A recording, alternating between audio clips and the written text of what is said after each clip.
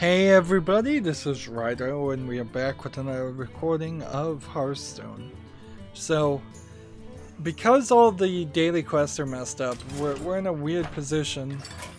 We've got to do a tavern brawl. I need to do one of these things, so I need to play 50 paladin class cards. And I need to get this tavern brawl. I also have a pack that I got for some reason. I seem to get packs nowadays and not even really know why. Here we have a golden rare, which in this account tells me to dust it.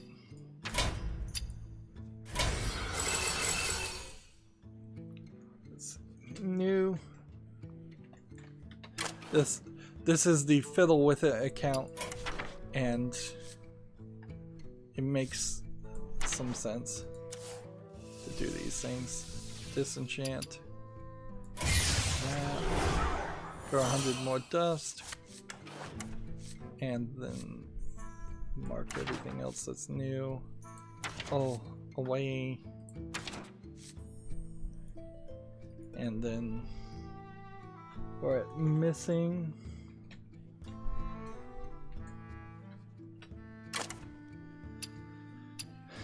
And neutral cards. We can make 2 classic rares. And that's probably the best thing we could do. Because I might actually have some classic commons that I don't have. If I get to, I guess maybe the rogue or shaman. Yep, here's one. Just get one of everything. Here's one.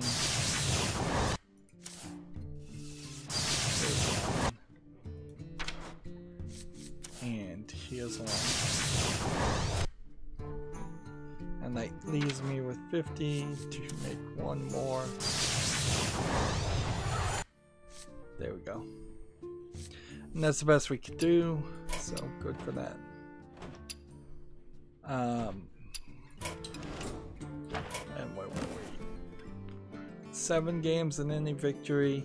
I wish I could connect my cell phone secondary account to the European account and Asian account too, because then this would be very helpful to cheat this.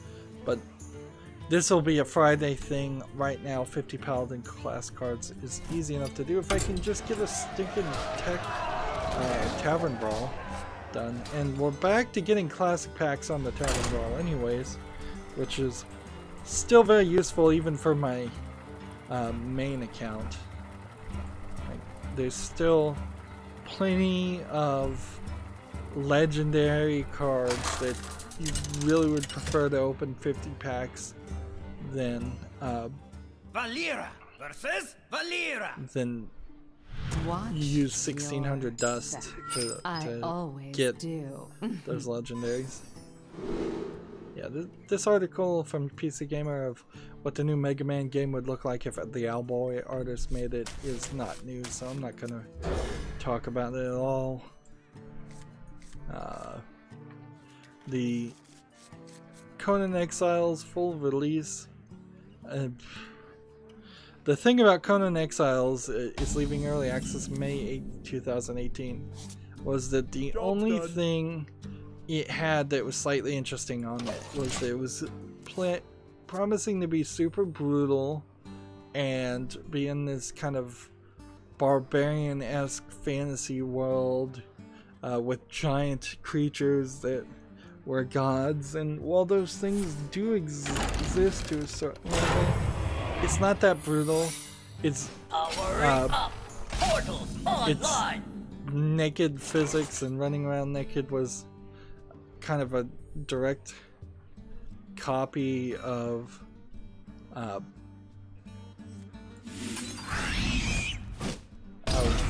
Rust and they didn't really do anything special or special enough with that. And so now that I look back on it, I think it's just been kind of played out and is an uninteresting game for a property that should be interesting. There definitely should be a whole series of Conan games that were interesting and fun and very memorable and playable, and that's just not the case. Job's done. Instead, there's been a run of Conan games that are not playable or not worth playing. So I'm watching the release trailer of Conan Exiles. It seems like some of the more northern things that you weren't really easily capable of going to Pay attention, class. are take you from the desert area to a more wintry area on the map. This is another game that is just chock full of collectibles and day one editions, trying to rip off people for plastic figurines. In the light's name. But yeah, I see nothing new for Conan Exiles, and I don't think anybody's gonna play it. That game should have been in a closed beta. Completely. It should have never been allowed to be played outside. Even all the YouTubers that were playing it, which there was a few that were playing it when it first went into beta, have long since moved on to other things. I wonder. What is real?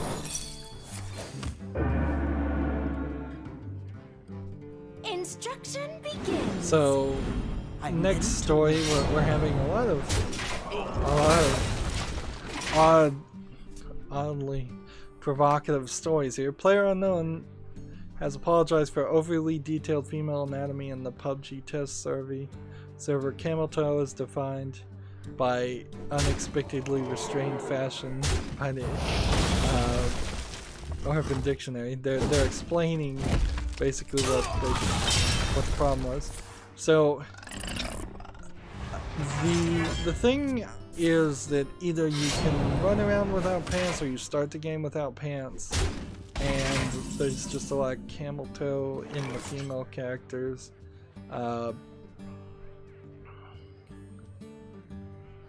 That's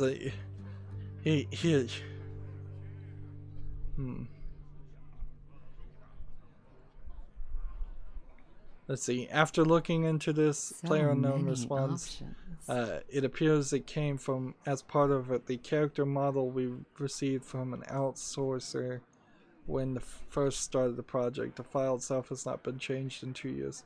It'll be updated shortly with changes. Sorry for any offense caused. So they're trying to, certainly not trying to cause any controversy here. They're trying to avoid that. Certainly an argument could be made that this is realistic, and in any other instance you would bend over backwards to make your game as visually realistic as possible. But I think the main problem is running around in underwear, period. Every other game has already solved this problem, and clearly they were trying to be slightly provocative by having people in their underwear in the first place. Most games you just have basic pants that don't do anything. They don't add any defense, and that is the default model. Here they chose to go that route, and they were not very conscientious about thinking about the process there.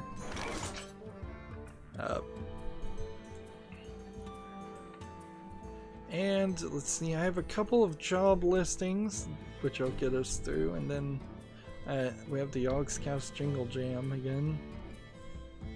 So let's play this. Just a pinch of it.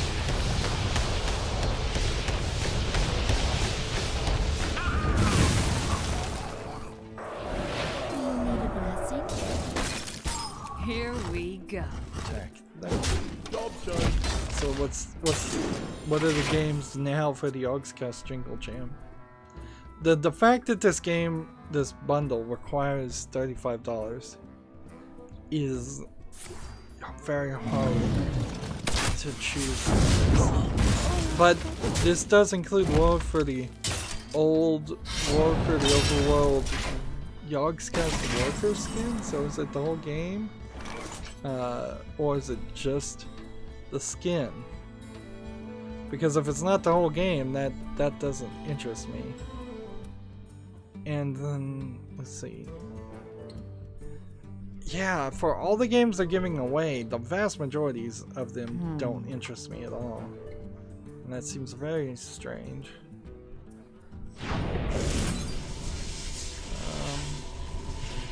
Kill this guy for sure. I'm on fire. Here we go. Yeah, so there's nothing really there. So let's go back to Twitter. See, PAX. PAX announces something.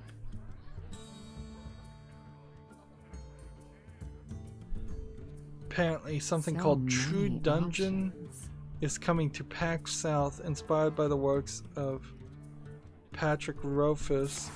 Moongate Maze is an immersive adventure with beautiful sets, live action, and animatronic monsters. Come along for the demo and sign up for the full experience. So it doesn't seem like that's a video game. That seems like it's going to be kind of an escape room, kind of a modern day version of a corn maze.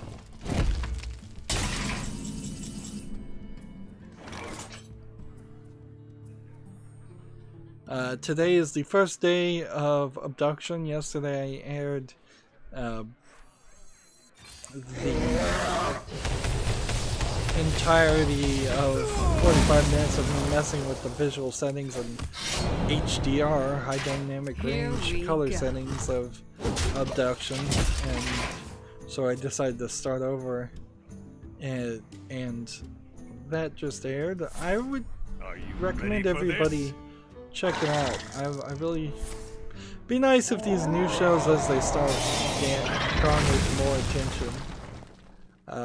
And I guess I really have dropped the ball of not pushing myself or advertising myself.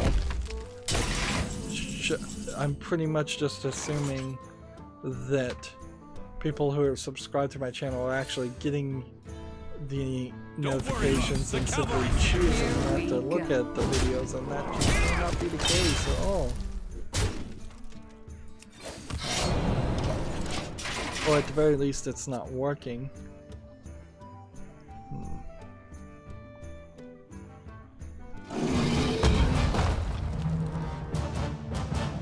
Let's see, here's a new article. I'm desperately looking for more news.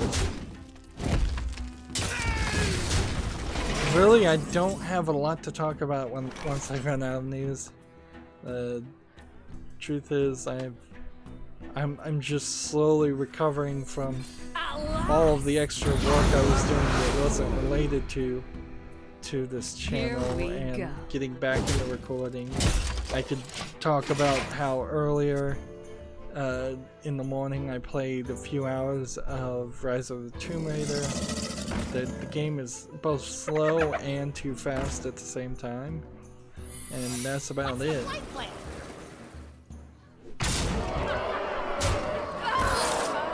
There's GTA 5 is getting its first new radio station in more than 2 years. So if you want to listen to a new radio station while playing GTA 5. Crytek is suing Star Citizen over breach of contract and copyright infringement. That's an article worth mentioning, definitely. But that's about it. Oh man, there's just gonna be so much post-game. And that really sucks. Like, I spend an hour and a half to 2 hours to 3 hours. Honestly, it's probably closer to 3 hours on average. Streaming and talking. I want to be done with the daily quest. I don't want to spend another 5 hours to 10 hours just doing post-show muted stuff. Nobody likes the muted play. I don't like it. I don't like that I'm there. But I need to get these daily quests done. And I don't have any other way to do it other than to just bang my head against the same wall. And that's the same way it goes with rank plays. I probably could get up to rank 10 if I spent 10 hours every day playing. But that's not realistic for most players, and that shouldn't be the level. One day, I'll be a real knight. Let's see, this guy gets +1 attack every time I use my hero powers, so that might work well. See, there's a retro roguelike called HAQU. I'm watching you. This does hack. It looks slightly pictorial, but mostly very close to a text-based game. I don't think it would work too well on YouTube, even if I was interested in playing it. Let's see. This. Then in return. So Crytek alleges Crytek is suing Star Citizen Studio breach of contract and copyright infringement. Crytek alleges Cloud Emporium got a cut rate deal on its technology then froze it out. Crytek is suing over the use of the CryEngine in Star Citizen, alleging that Crytek licensed the engine to CIG at below market rate in exchange for prominent display of its trademarks in Star Citizen. That's no longer happening because the game is now running on Amazon's Lumberyard engine, but the problems actually started well before that. Interesting. But depending on how the contract was, and this is pretty much my default lawyer speak for anything, is depending on how the contract is written, I think just on the face of it, if they gave them a deal and they changed their mind later, you can't retroactively sue them for much, at least, because of the switch. So I don't think this one's gonna stand up in court. Crytek's doing some crazy things these days with the Cry currency and this. It makes me think that they're either in desperate need of money or they've been acquired or doing something different. Interesting. How did my Nightbot work when oh, it's not working. I wonder. That would explain. I forgot to turn on Nightbot, so that's why it keeps saying the exact same song. So job listings. Jackbox, the makers of the Jackbox Party Pack, and previously the makers of You Don't Know Jack, have Here we go. This have a couple jobs listings. One is a digital artist. Let's see if I can zoom in the text a little bit bigger. Let's see. There's a lot of text here, so I'm going to skip to these last paragraph of the beginning. We're a small group of around 20 people of very talented, funny, and creative individuals looking for a lead artist to join us in our Chicago-based team. Check out our website for more information. What's the job? Jackbox is in searching of a tech-savvy digital artist to help visualize the game's by creating and animating art on a full-time basis. We're looking for an artist who not only has experience working in the technical art pipeline, but also has a passion for building art assets that are well structured and perform as well as they look. In addition to having skills in the digital domain, we're looking for a strong foundation in drawing and traditional arts, which I'm not exactly sure why you would need that, but okay. Responsibilities: create animations and game art, help generate marketing and promo art. You're going to do pretty much everything. Work with the lead artist to deliver art and design that supports the gameplay while optimizing it for performance and functionality. This is really crazy because I'm scratching my head as far as why any art would perform worse than any other art when you're thinking like 2D art. Maybe if it was a 3D art model and you had to lower the number of polygons for the engine to run it, it might make sense, but most still images run fine, or at the very least that's the domain of engine developers, not the artist.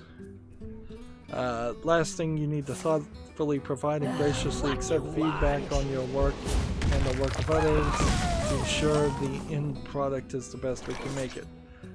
I don't know about this phrase. This phrase either is really well worded, or it is hiding the fact that there is a very mean, negative person at their job. The graciously accept feedback. I don't know. You'll be just like me. I'm gonna lean on the side that this was just better worded than I've seen in most job listings. What skills and experience are we looking for? Your portfolio should show the following: a great eye for graphic design, exceptional analog drawing skills. They really want you to be able to draw in the real world, which that is a special kind of artist, honestly. Like, there's a decent number of digital artists that don't have very much skills in the real world. They don't draw freehand. I would argue that most of the best digital artists do draw freehand and then trace it in Photoshop to clean it up, but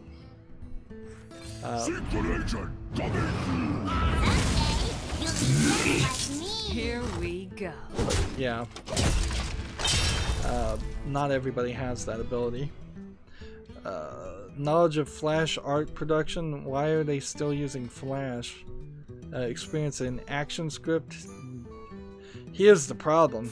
You're gonna have to have some archaic knowledge to do things in Flash with ActionScript. Beyond Flash and Animate, we also want to see your basic computer skills included. HTML and HTML5 knowledge. I'm not sure how you'd exactly differentiate that. After Effects, Adobe Photoshop, and Adobe Illustrator. It's kind of a lot to ask for an artist to be an expert at After Effects, Photoshop, and Illustrator. Three rather different softwares to animate. Reporting for Very technically different things. Photoshop is your bitmap style of drawing. It is the default thing that you would use for making things.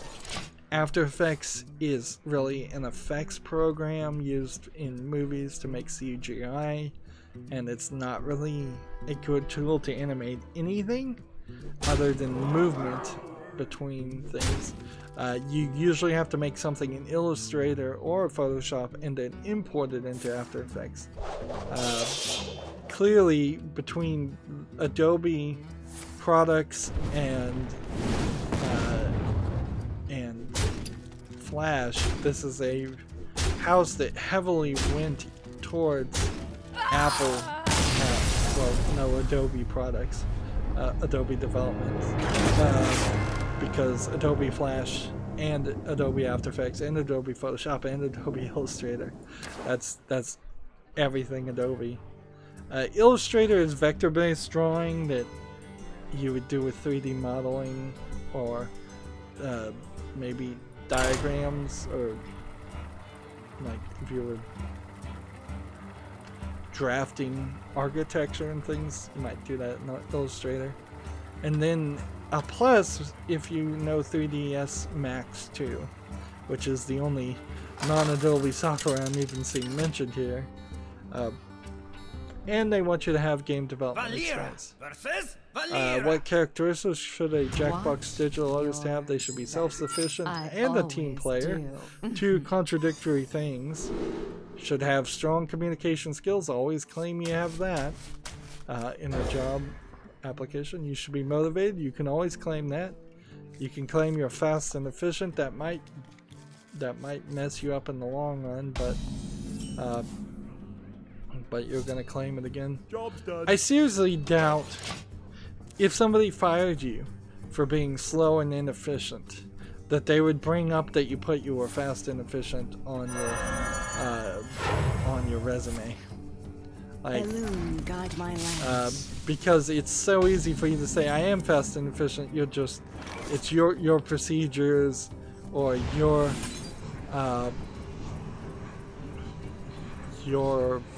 workflow or how you want me to do job is holding me back. It's very arguable.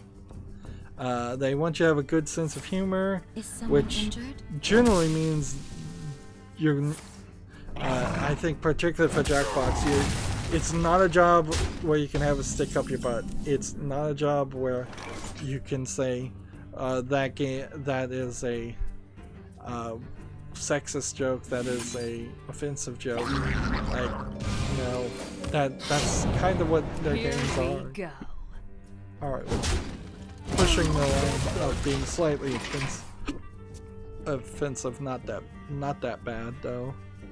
It's not as bad as like Cards Against Humanity, but ability to adopt a multitude of styles and run with it. Ability to turn I am looking for something kind of like this into holy crap, I wasn't even thinking that, and it's so much better. That is a very oddly phrased thing. First of all, you're cussing in the I wonder. You're cussing in your job description. Second of all, that I think what they're trying to say is they want somebody who can take suggestions and really like other people's suggestions. And okay. The lotus blossom.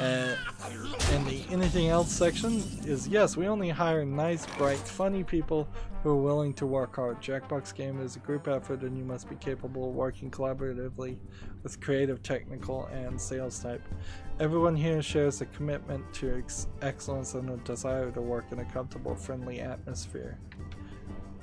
Now, this description to me doesn't sound like it's more of that California cultish mentality. I think it's more of a desire to not have any problems when there's only 20 employees, which kind of makes sense, because yeah, one bad employee out of 20 can ruin the entire atmosphere. Real bad. Of course, they're legally required to say Jackbox Games is committed to providing equal employment opportunities. It doesn't even say equal, it says providing employment opportunities without regard to race, color, religion, creed, sex, pregnancy, sexual orientation, gender identity, genetic information, national origin, ancestry, age, veteran status, or disability. Which some of that's not true, because they will clearly in some instances hire people and favor people because of some of those things. Like veteran status doesn't usually lose you a job, it usually gets you hired. Interesting here that there's a comma sex. Like, but then there's also gender identity and sexual orientation. Well, when I first read this comma sex, I'm like, okay, that seems weird. I guess that's gender and then gender identity. They just didn't want to use the same phrase twice. Are there any perks? Competitive pay and benefits, 401k with matching. We pay 100% of the cost of maintenance for medical, dental, and vision, disability, and life insurance for our employees. We also cover a really nice chunk of the cost of premiums for spouse, partners, dependents, medical, dental, and vision insurance.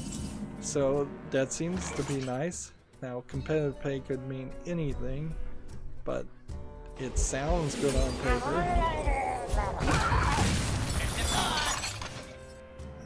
Where am I? Oh, if you're sure. Casual dress and flexible schedule. Come in sweatshirt, jeans, whatever you like. Everyone else here.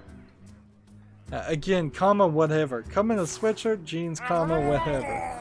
So you can walk into the office in a Speedo and nothing else. Just walk into the office naked. Whatever. Like, that seems a little too loose. Creative work environment. We are lucky to work in a place that's full of intelligent, talented, and innovative folks. Although most hours the place is deathly quiet, we're a focused bunch. This is punctuated with hilarious outbursts and general merriment, which makes a nice way to spend the day. Okay. That's odd that you're trying to guarantee that that's how the environment will always be, but okay. Easy transportation. We're really close to the L in the Halstead, number 8 bus, right by the new Apple store in the Mega Hall, if that's your kind of thing. And we have a transit FSA that allows you to dedicate pre-tax dollars to public transport expenses, and every week we stock the kitchen with free snack foods. So if you're an artist, if you have a portfolio, if you work heavily in Apple, this doesn't sound like a terrible one to try. Give it at least a bit of an effort. If you're interested, a cover letter that highlights 3 reasons you think you'd be great for the gig, focusing on your past work experience, has prepared you for this kind of position. So you do need previous work experience. This is not really an entry-level artist job. Your resume and a link to your reel or portfolio. There's one thing with artists in particular, is that you may do jobs where there's like NDAs and they say you can't use your own art for your portfolio, and do not ever take any job like that. That is ridiculous. So many they're also looking for a lead game artist. Let me just quickly scan over the differences. Let's see. Responsibilities: concept and create original animations and game art. Work with game director and lead in to enable deliver art that designers plus gameplay while optimizing it for performance and functionality. A lot of this is the exact same stuff. Lead, contract another production artist to fulfill their game. So we kind of now know that they work with contract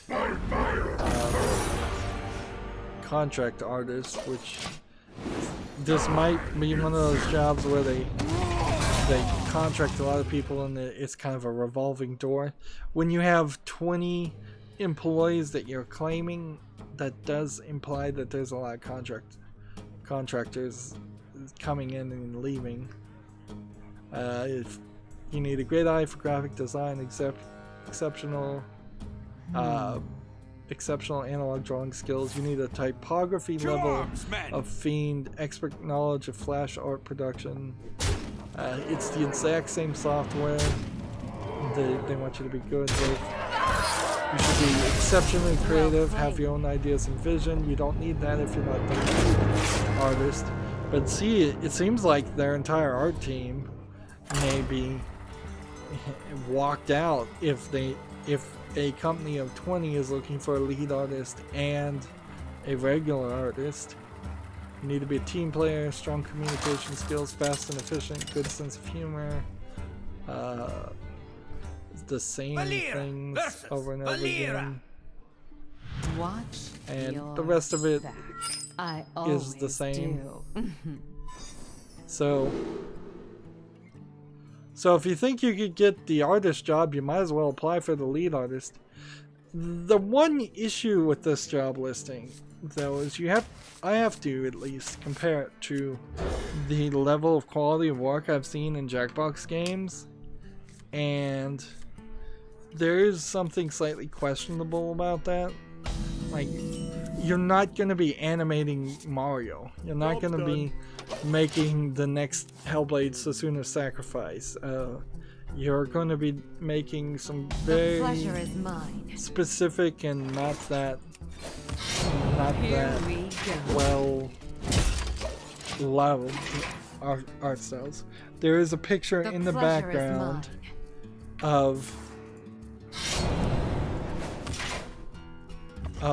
what you probably are going to end up animating, and it's a lot of 2D, like comic book style sketches, doodles.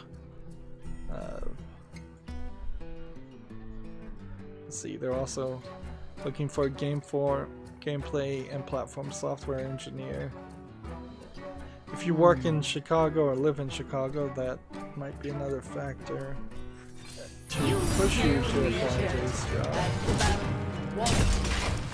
But pretty much you know you're only going to be making the Jackbox games if you work for a Jackbox studio. And maybe at some point they'll make a new You Don't Know Jack it's its own separate thing. And they've been churning those games out. So it would be good for your career as a middle step, but I wouldn't want to stay with Jackbox software for the long time. Unless you just got in there and found that you really did love your coworkers and you were very committed to them.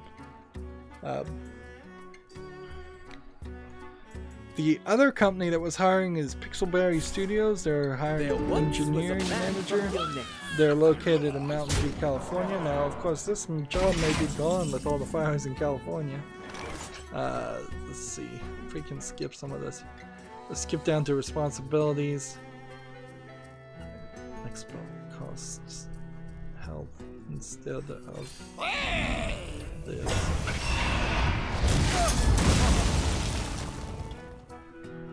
Here we go. Am I finally gonna win here?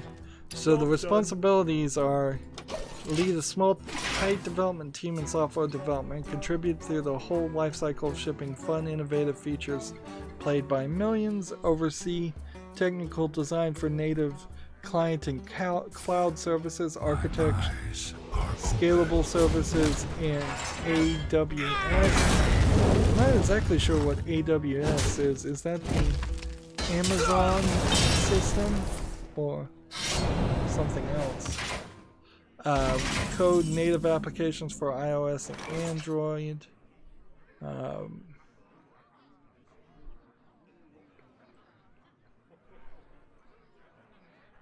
Let's see. This. This. Should have attacked first. Here we go.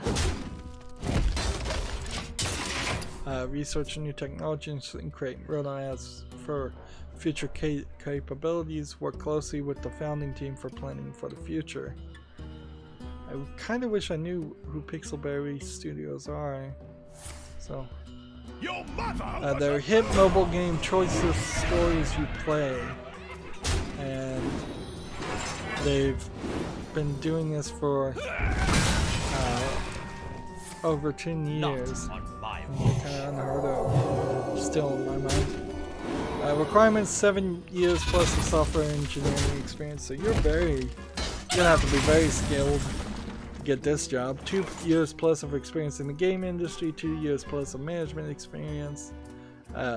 This seems like this is probably tailored for a very specific person, because that is asking too much for random applications.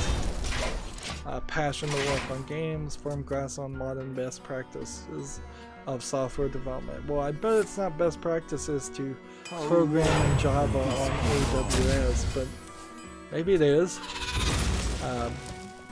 Including agile methodologies, unit testing, etc. Expert level understanding of Java and C++. Benefits: the competitive salary, they all say that. Strong health insurance, that doesn't mean anything. Love what you do. This job does not pay well. If love what you do is the third of 3 things you had to have, that tells you a lot. Poisons. Ready your lance.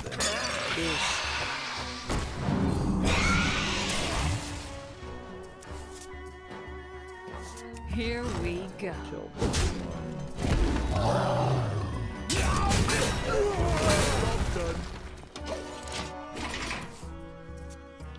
This job is different, they say. Feel good about what you do. Our game has literally saved lives. That sounds like a bunch of BS. Learn about the business side of mobile games. Our team is 3 for 3 in launching games on the top 25 grossing on iOS. So they've only released 3 games in 10 years. Good work-life balance. All 3 founders have families with young children and take long-term view on company growth. Enjoy good company with all type team. Enjoys each other's company. 2 couples actually met via the studio and got married. Okay. There's nothing amazingly crazy about this as an engineering manager job listing for Pixelberry Studios, but there is some weirdness in the way things are phrased, in my opinion. I've been sitting on that job listing for a long time. I am fed up with trying to get this tavern bro. Let's just do a paladin deck and play. Is this paladin deck full of paladin cards? No, this is full of Murloc cards, so I need to start deleting and renaming things.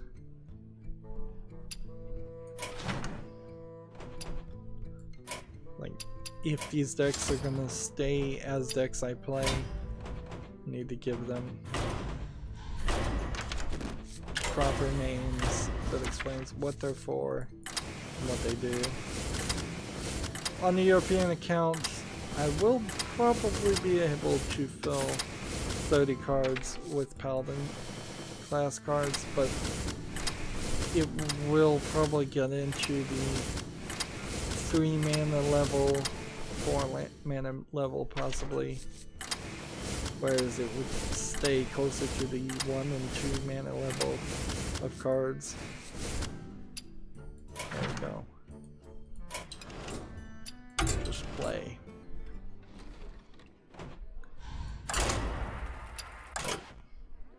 Let me click on the actual deck I was gonna play.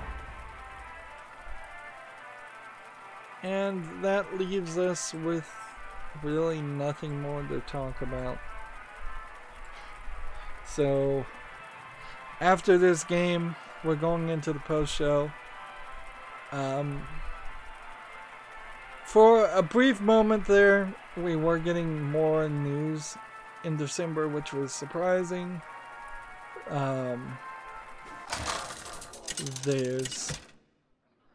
But clearly we're now just getting back to the standard winter experience, December experience for video games, which is to say there's just nothing. Yeah. See, I have 2 other things that came up. Ahead of the FCC vote, the Twit CEO speaks on the importance of net neutrality. Twit in particular would be heavily hurt if net neutrality was destroyed.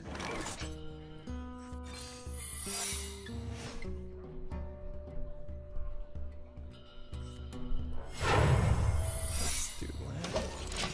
And Rainbow Six Siege 30-year pass is now available. The pass includes early access to new operators, R6 credits, boosters, and more. It's year 3 pass, not 3 year.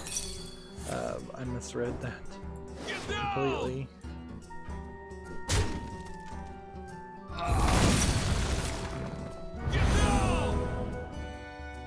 And yep, that is it. So I'm bringing up OBS again, look at the chat to see if anybody's saying anything new. Discover a minion, give it +1/+1, change an attack. Let's power this guy up and do this and attack.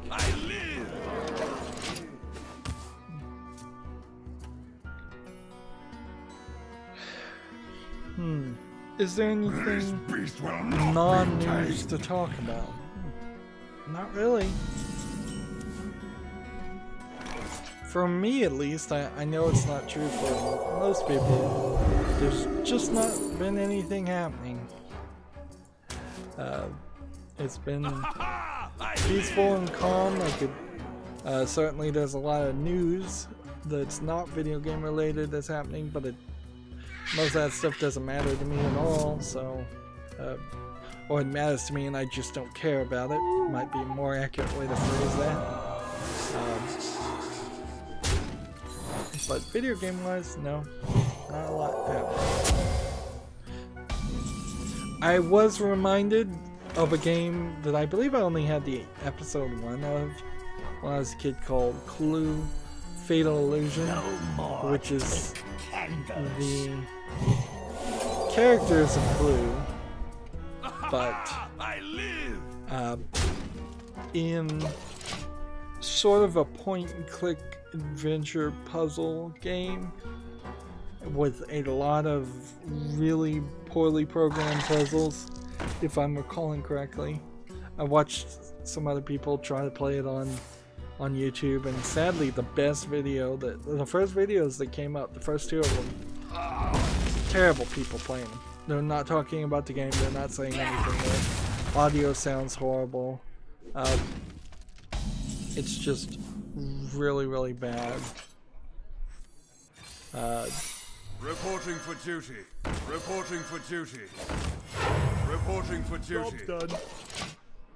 Really, really bad quality YouTube. And I suppose that is one of the things that gives my channel any hope, is the idea of if I play an old game and I do a better job than anybody else has bothered to do, which isn't that hard, really. Like, even when PewDiePie plays a game, he puts so much of his comedy and his personality in. It's not a good depiction of the game. How much that really matters is definitely debatable. But give that minion a turn to get ready. I'm gonna go ahead and kill all these guys, because this is almost certainly an explosive trap. Battle! The battle!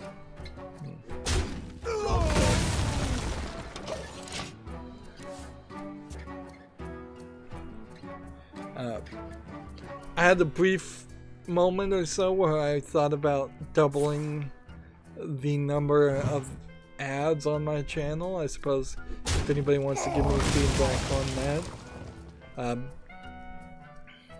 Realistically, it doesn't do anything for me.